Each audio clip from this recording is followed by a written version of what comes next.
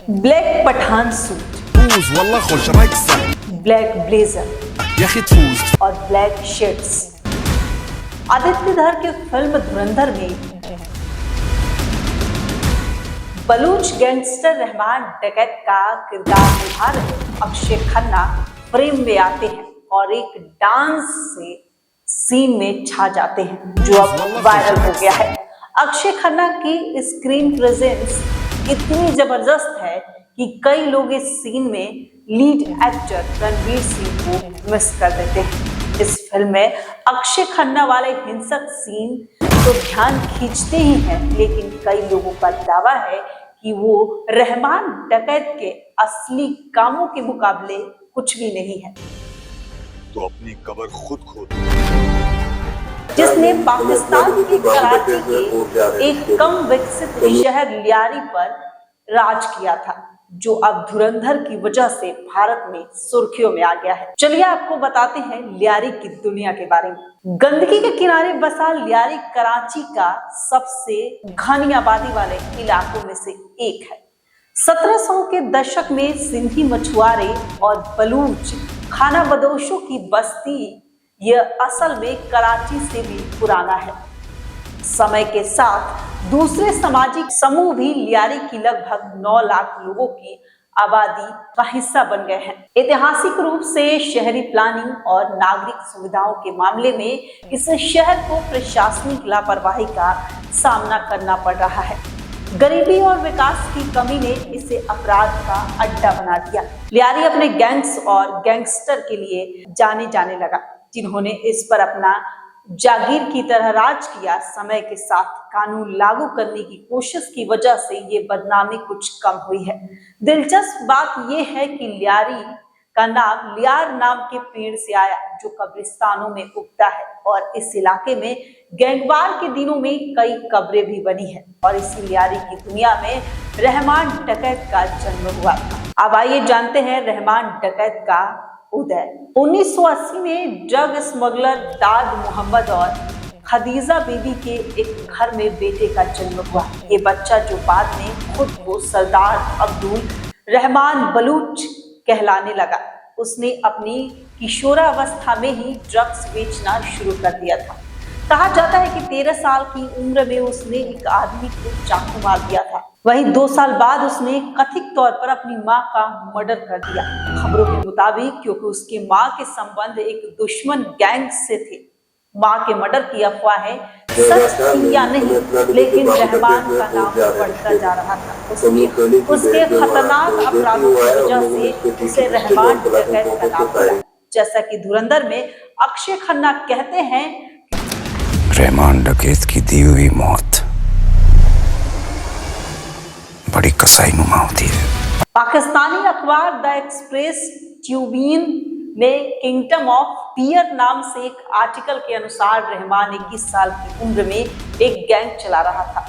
Article में लिखा है कि रहमान जबरन वसूली, किडनैपिंग, ड्रग्स की तस्करी और गैर कानूनी हथियारों की बिक्री और कई दूसरी चीजों में शामिल था।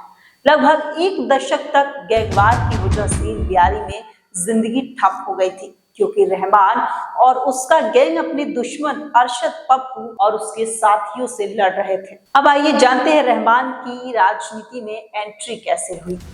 रहमान सिर्फ डर के सहारे लियारी पर राज करके खुश नहीं था, उसने राजनीति में कदम रखा। लियारी पाकिस्तान पीपल्स पार्टी का गढ़ था, जिसकी स्थापना पाकिस्तान के पूर्व राष्ट्रपति जुल्फिकार अली भुट्टो और बाद में उनकी बेटी बेनजीर भुट्टो ने की थी। प्रेस की तस्वीरों में रहमान पूर्व गृह मंत्री जुल्फिकार मिर्जा के साथ और बेनजीर भुट्टो के आसपास नजर आया। ऐसी भी खबरें हैं कि रहमान के मामले में राजनीतिक दबाव के कारण कानून लागू करने वाली एजेंसियों के हाथ बंधे हुए थे।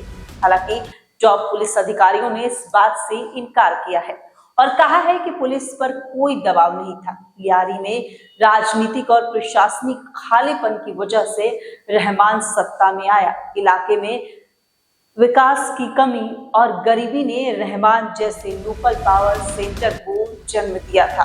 पीपीपी नेता के हवाले से कहा कि राजनीतिक हस्तियों ने लियारी को नजरअंदाज किया, नतीजन रहमान डकैत जैसे लोगों ने उस खालीपन को भरा। लियारी में बेरोजगार एक बड़ी समस्या थी और आज भी है। रहमान लड़कों को रोजाना दिहाड़ी देता था और उन्हें वो हथियार देकर इलाके में गश्त कराने को कहता और इन लड़कों को पता भी नहीं होता कि वो किस पर गोली चला रहे हैं। सत्ताधारी पार्टी से संबंधों के जरिए मिले राजनीतिक प्रभाव से रहमान की सत्ता की भूख शांत नहीं हुई। वो सीधा कंट्रोल चाहता था। उसने डकैत नाम और उस पहचान को छोड़ दिया जिसका वो कभी आनंद लेता था और खुद को सरदार अब्दुल रहमान बलूच कहलाने लगा और इस नाम में खास तौर पर उसके कबीले बलूच का जिक्र था। उसने अपने विरोधी गैंग से रिश्ते सुधारे और 2008 में पीपल्स अमन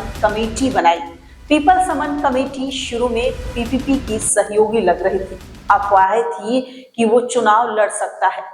आसिफ अली जरदारी बेनजीर भुट्टो के पति और अब पाकिस्तान के राष्ट्रपति की सुरक्षा बंदूकधारी गार्ड करते थे, जिनके बारे में माना जाता था कि वो रहमान के गैंग के थे।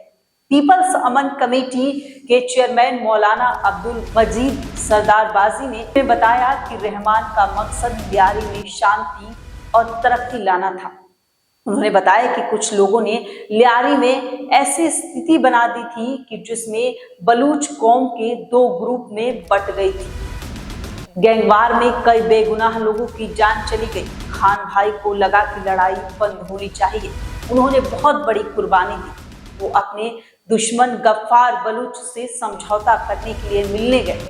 पीपल्स अमन कमेटी बनाने का मकसद क्रिमिनल एक्टिविटीज को खत्म करना था। अब आइए आपको बताते हैं कि रहमान डकैत का खात्मा कैसे हुआ। इससे पहले कि वो राजनीतिक सफलता की लहर पर सवार हो पाता, अगस्त 2009 में पुलिस के साथ मुठभेड़ में रहमान को गोली मार दी। जबकि उन्होंने शेर के मुंह में हाथ डाला है, इनकी नस्लें भी याद रखेंगी। सरबाजी ने बताया कि उन्हें इस मुठभेड़ पर शक है। उन्होंने बताया कि ऑटोप्सी रिपोर्ट में कहा गया कि रहमान पर 3 फीट की दूरी से गोली चलाई गई थी। मुठभेड़ में लोग ऐसे नहीं मरते। ये बहुत ही दुख की बात है। जब 7 साल तक दो गुटों के बीच लड़ाई चल रही थी तो किसी ने दखल नहीं दिया। जब हालात बेहतर हुए तब उन्होंने खान भाई को मार डाला। हमें समझ में नहीं आ रहा है कि ऐसा क्यों हुआ, इसके पीछे कौन था। पीपीपी के करीबी सूत्रों का आरोप है कि पार्टी की टॉप लीडरशिप रहमान को रास्ते से हटाना चाहती थी। इसके पीछे कई वजह बताई जा रही है, जैसे रहमान को पॉलिटिकल पावर चाहिए थी, इससे लेकर वो बहुत ज्यादा बड़ा बन रहा था। हालांकि पार्टी के नेता इस दावों को खारिज करते हैं और कहते हैं कि वो जरदारी जैसे पीपीपी के टॉप नेताओं के लिए बहुत मामूली था। एक और थ्योरी है, आरोप है कि रहमान बलूचिस्तान लिबरेशन आर्मी को हथियार बेचने में शामिल था और उसकी हत्या एक खराब डील का नतीजा थी। जैसे कि आमतौर पर होता है, रहमान की मौत के बाद सालों में पीपीपी के नेताओं ने इस विवादित नाम से खुद को दूर कर लिया और यहाँ तक कि दावा किया कि पार्टी का पीएससी से कोई लेना देना नहीं है। रहमान डकैत 29 साल तक जिंदा रहा, लेकिन उसकी बदनामी की कहानियां दशकों से लियारी में बनी हुई है और अब ये कहानी सरहद पार करके भारतीय सिनेमा तक पहुंच गई है। फिलहाल के लिए बस उतना ही, और अगर आपको वीडियो पसंद आता है तो चैनल को सब्सक्राइब जरूर करिए।